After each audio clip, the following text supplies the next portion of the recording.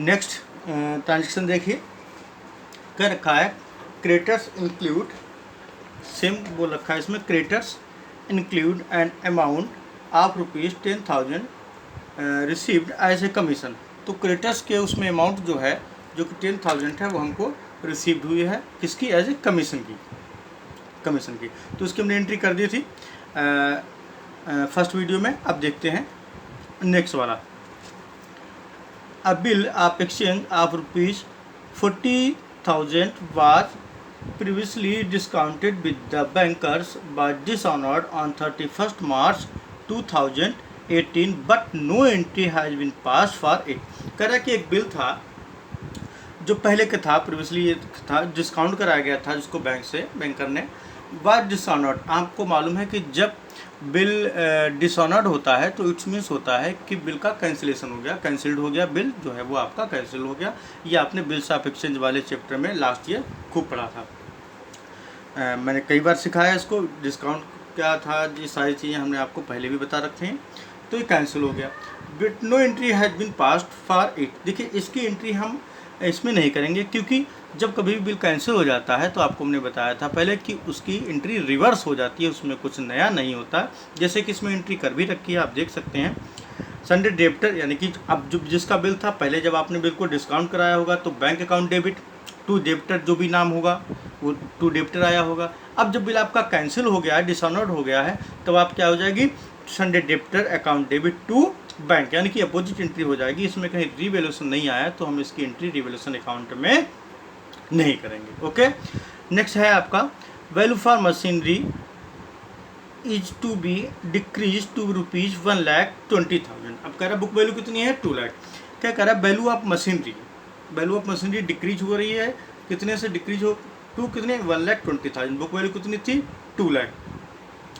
तो अब यहाँ पर देखिएगा कि इस मशीनरी की जो बुक वैल्यू है वो कितनी है? 2 लाख रुपीज़ है। अब इसको कितने से कितने तक कर दिया गया है? 1,20,000 तक। इसका मतलब हुआ है सीधा सा कि 2 लाख रुपीज़ में से अगर हम 1,20,000 रुपीज़ लेस कर देंगे तो हमको पता लग जाएगा कि कुल कितनी वैल्यू डिक्रीज हुई है। तो 2 लाख माइनस 1,20,000, इस मीन्स कितना हो गया? 80,000। तो हम डिक्रीजमेंट है मशीनरी का, वो हम डेबिट साइड में शो करेंगे, 80,000 हमने शो कर दिया। सेम देखिए, अब इस एंट्री को आपको समझना है बिल्कुल बहुत ध्यान से। सेम दे रखा है value of machinery is to be decrease by ₹1,20,000। केवल एक वर्ड का फर्क है, टू एंड बाई का। ऊपर वाले ट्रांजेक्शन्स में जो भी ऊपर वाला जो ट्रांजेक्शन दे रखा था उसमें क्या था? 2 लगा हुआ था। नीचे वाले ट्रांजेक्शन में क्या दे रखा है? आपका वाई लगा है। अब इसको यानी कि कुमिस को होता है, टूमिस को, इसको 1,20,000 तो कर दिया गया, तो उसका मतलब 80,000 रुपीज़ डिक्रीज कर दिया गया। अब ये कह रहा है कि value of machine to be decrease by से, यानी कि 1,20,000 से इसको डिक्रीज कर दिया गया। तो सिंपल सा है, तो 1,20,000 से डिक्रीज किया तो हमको डिक्रीज वैल्यू ही चाहिए होती। तो हम यहाँ पर 2 लाख में से 1,20,000 लेस ना करके हम क्या करेंगे? सीधे सीधे 1,20,000 यहाँ पर शो कर देंगे। ऐसे नहीं तो ऐसे आप समझ लें, जब 2 लगा होगा तो हम बुक वैल्यू और जो भी जितने की वैल्यू उन्होंने आप शो कर रखी है उनका डिफरेंस कैलकुलेट करेंगे, उसको हम डिक्रीजमेंट में डालेंगे। लेकिन अगर बाई लगा हुआ है तो जितने बाई से जितने से डिक्रीजमेंट हुआ, यानी कि उतने से ही हमारी एसेट्स जो है वो डिक्रीजमेंट हुई है, और हम उसको शो कर देंगे टू मशीनरी 1,20,000। ओके, लास्ट है आपका expenses on revaluation amount ₹8,000 have been paid by the partner X. अब एक पार्टनर था, उसने रिवैल्यूएशन के जो भी एक्सपेंसेस थे उसको उन्होंने पैड किया है। ठीक, वैसे तो revaluation account debit to cash जब भी कोई एक्सपेंसेस हम पैड करते हैं, लेकिन अगर किसी पार्टनर्स के थ्रू अगर एक्सपेंसेस को पैड किया जाता है तो हम उसकी कैपिटल अकाउंट में, उसकी मतलब उस पार्टनर्स के कैपिटल अकाउंट में उस एक्सपेंडिचर को ट्रांसफ़र कर देते हैं। तब यहाँ पर हमारा क्या हो जाएगा? सिंपल सा है, revaluation account debit to X capital account, X capital account. तो रिवैल्यूएशन अकाउंट डेबिट है तो 2x कैपिटल अकाउंट 8,000 हम इसमें शो कर देंगे।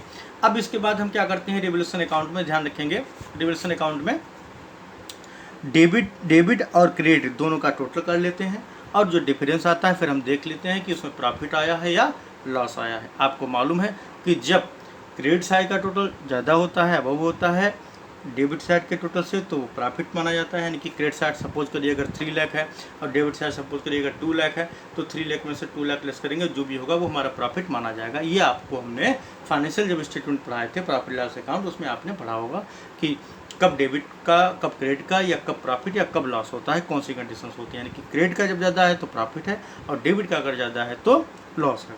इसमें डेबिट का आपका एबव है 2,58,000 और क्रेडिट का आपका 2,10,000, केवल ये दो अमाउंट। तो हम इस 2,58,000 में से 2,10,000 जब लेस कर देंगे तो हमारा जो लॉस है वो कितना आ जाएगा, 48,000।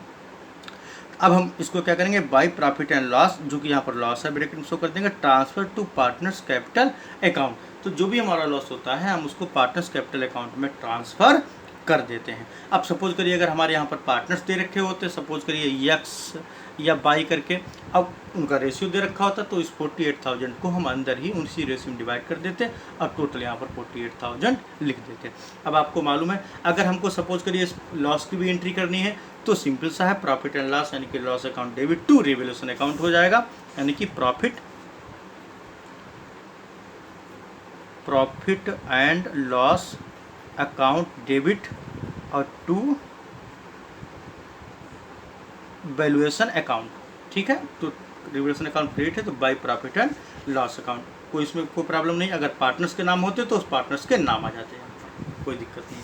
तो अब इसमें एंट्रियाँ आपकी दे रखी हैं, आप क्या करेंगे, आपका ये होमवर्क है, ये एंट्री आप अपने आप करेंगे और इनको हमें हमारे पर्सनल व्हाट्सएप नंबर पे शो करेंगे। जैसे आप चाहें तो इससे भी एंट्री बना सकते हैं। जैसे अगर रिवैल्यूएशन अगर हमारा डेबिट है तो स्टॉक हमारा क्रेडिट होगा, अगर हमारा लैंड एंड बिल्डिंग हमारी क्रेडिट साइड में है तो इसका मतलब रिवैल्यूएशन हमारा क्रेडिट होगा। जैसे सपोज करिए पहली एंट्री की क्या हो जाएगी, लैंड एंड बिल्डिंग की, ये आपका इंक्रीजमेंट था, क्रेडिट साइड में हमने शो कर रखा था, तो क्या हो जाएगा, land and building account debit to revaluation account. ये दे रखा है, डेबिट क्या है, land and building account debit to revaluation account. Same next है, इसी तरीके से सारी एंट्रियाँ आपकी दे रखी हैं। इनको आप करके एक बार मेरे पर्सनल व्हाट्सएप नंबर पे सेंड करेंगे। एंट्रियाँ करना आपको आना चाहिए। हमने अकाउंट से एंट्रियाँ बनाना और एंट्रियों से अकाउंट बनाना, ये हमने आपको कई बार जनरल पर्पस वाले में और लेजर वाले चैप्टर में, ये हमने आपको कैश बुक वाले चैप्टर में लास्ट ईयर बहुत समझाया है। आप एंट्री यहाँ तो फिलहाल दे भी रखी हैं, केवल आपको लिखना है, लिख करके और मुझे मेरे पर्सनल व्हाट्सएप नंबर पे सेंड करेंगे। Thank you.